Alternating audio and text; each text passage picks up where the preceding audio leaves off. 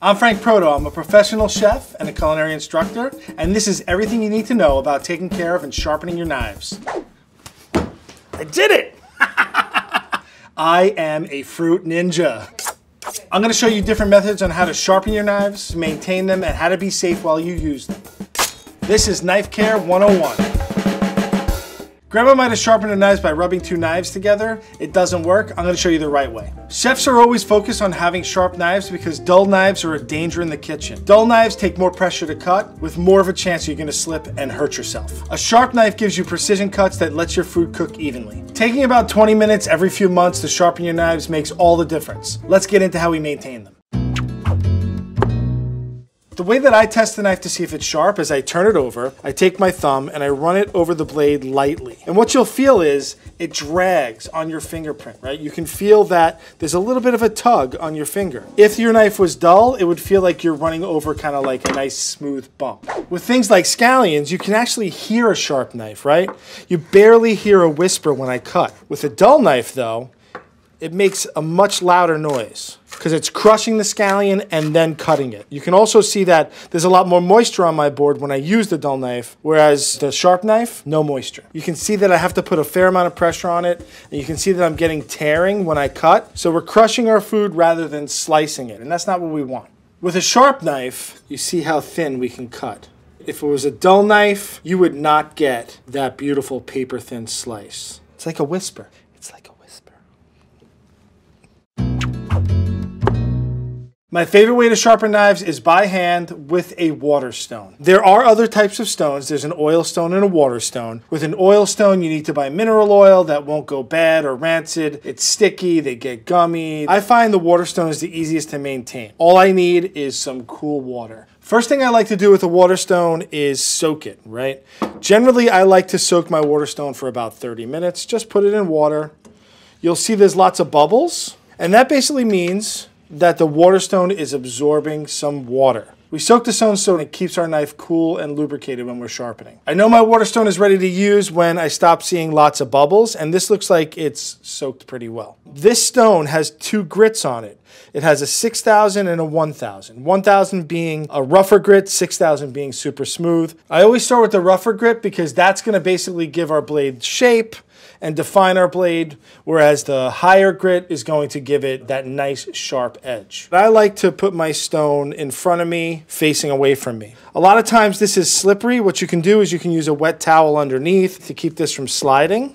This little piece is a guide. This slides onto the back of the knife, and it gives you a really good angle for your knife. It's probably more like a 17 or 18 degree angle. The problem I have with these guides is that I could lose this. This can end up in the trash, right? This ends up in the trash, and then what do I do? If you're just beginning, by all means, use the guide, but as a professional, I like to do it without the guide. So let's go. This is basically a 90 degree angle to the stone. We cut that in half, it's a 45 degree angle, and then in half again, it's about 22.5. It's not the angle for every knife. This is just how I teach it to get a really good result. And I like to just make sure that my stone stays a little wet.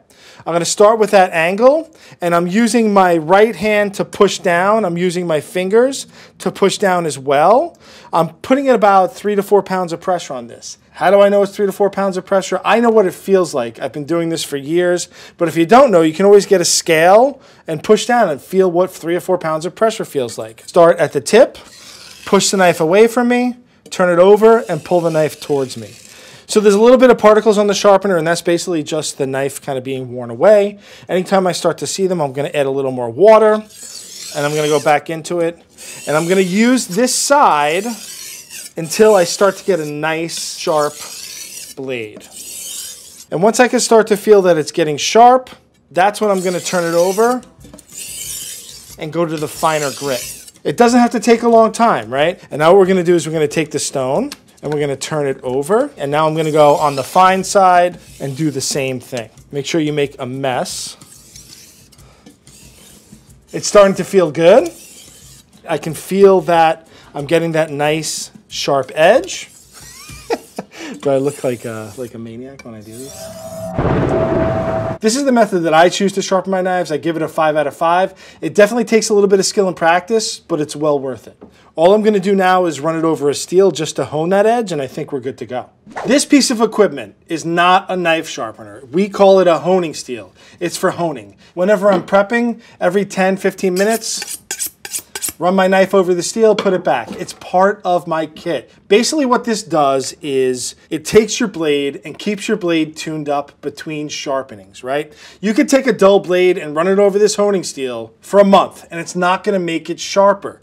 But what it does do is it takes our blade that's fairly sharp and it tunes it up. Your blade has like micro serrations and they kind of get a little twisted occasionally, and when you run it over the steel it lines them up again and keeps your blade sharp. The way that I use the honing steel is I'm basically starting at the same angle that I sharpen with, and I start at the bottom of the knife with a bolster. I'm going to run it over and down, and basically I'm just going to run it over until I feel that that edge is nice and sharp, right? Some people don't want to cut towards themselves or hone towards themselves. You can go like this, away from you, or some people actually put it on the table so they can hone straight down.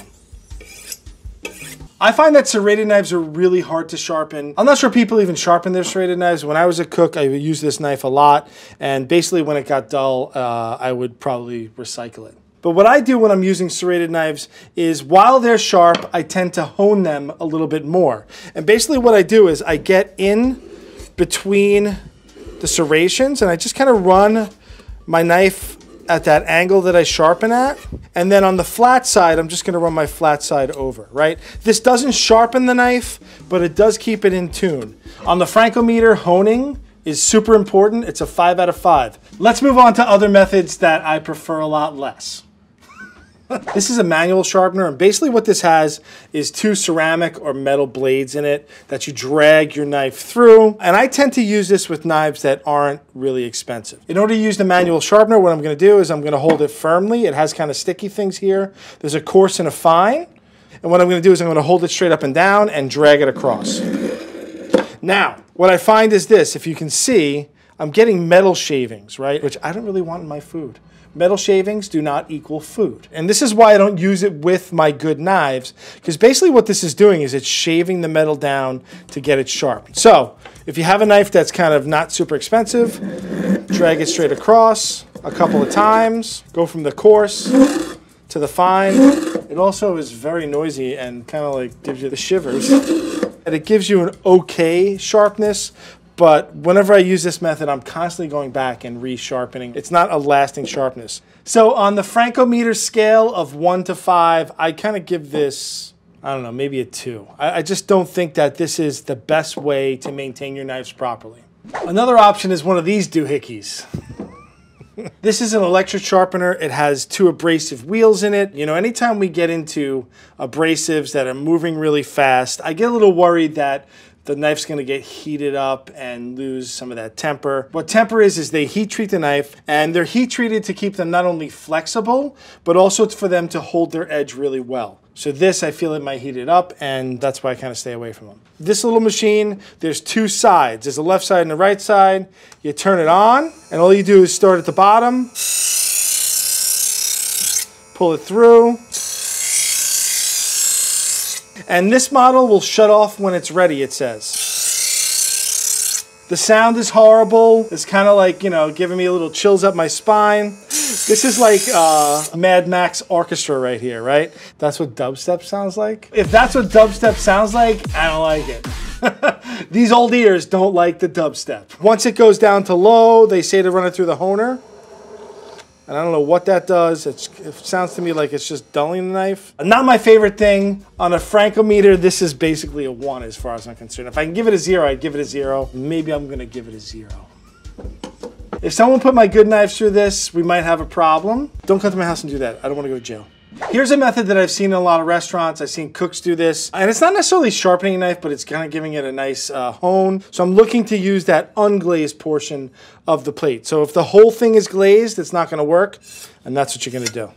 It's kind of like one of those methods that it might work for you, it might not. This knife is pretty sharp. I feel like it's honing it pretty good. I'd say this is probably a 6,000 grit, and I can feel that the knife is just getting a little sharper. On the Frankometer, I'm gonna give this a 3, 3.5. Now that you know how to sharpen the knives, let's talk about proper use and cleaning. Part of taking care of your knives is using the right tool for the right job. I would never get a chef knife and try and peel something with it. Not only is it inefficient, it's dangerous. You never really want to take a chef knife like this that's got a nice fine blade and like open a can with it or try and chop bones with it. That's why we have cleavers and can openers. The other important consideration with knives are the type of materials you're cutting on, right? I've seen like old grandmothers have glass cutting boards, and you never want to use a hard surface. You always want to use either a plastic, a rubber, a bamboo, or a wooden cutting board when you're cutting your food. If you use a hard surface like metal or glass, it definitely dulls your knife and you'll have to sharpen it more often. Another quick tip to keep yourself safe is this. Get yourself a wet paper towel, put it under your cutting board, and it'll stop your cutting board from sliding. So you can see the bottom cutting board doesn't have the towel, but the top board is really firm because it has the towel under it. Another important step in maintaining your knives is cleaning them properly. A couple of things that are no-nos, right? I do not put my knives in a dishwasher. Putting your knives in a dishwasher heats them past a critical point. It ruins the temper of the knives and the knives will not hold an edge. The other thing that I do as far as safety is I never put a knife into a sudsy sink. If I put this in the bottom of this bowl with all the suds, I can't see it. And if I walk away and someone reaches into that sink, they're gonna get cut. So knives always get put on the side and are cleaned by hand and put away immediately. This is how I like to clean my knives. I have some warm soapy water here. I get a sponge goes in the water. I get my knife, I'm holding it away from me. What I like to do is not run along the blade because this will cut through a sponge. I like to run on the top of the blade, right? Or I like to go on the sides, but I'm always paying attention and being very focused when I do this, right? I dry my knives as soon as I wash them so they don't get rusted or stained.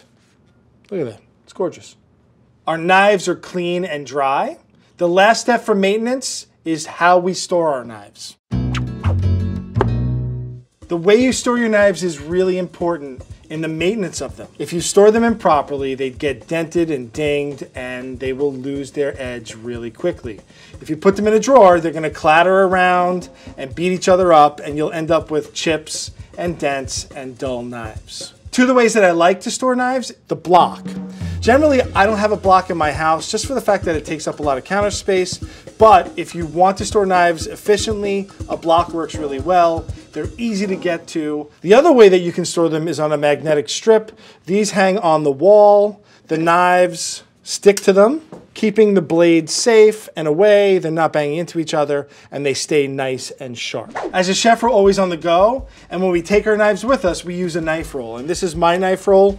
It is heavy duty canvas with kind of a plastic interior. And I have all my knives here. They're stored in individual pockets so they don't bang against each other. It's compact, it's easy, it's a quick grab and go when you're on the move.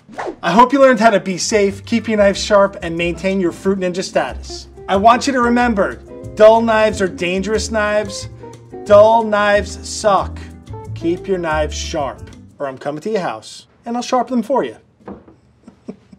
People are gonna call me on that one.